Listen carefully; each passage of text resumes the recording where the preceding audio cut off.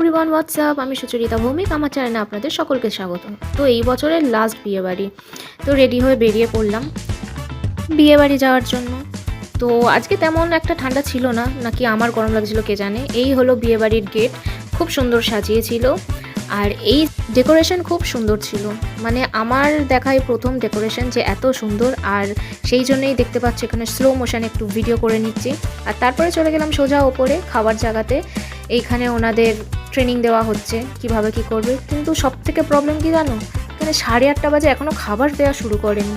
তো যা হোক, মনের কষ্টে চলে এলাম নিচেতেও এসে দেখলাম যে তখনও কাউন্টারে সব খাবার আসেনি, কিন্তু তারপরেই লেগে গেছিলো মারামারি। মানে খাবার মাথার ওপর দিয়ে যাচ্ছে, কিন্তু হাতে আসছে না। যাই হোক, আমি এখানে ম্যাজিক করে আমার জন্য কিছু খাবার নিয়ে নিয়েছি।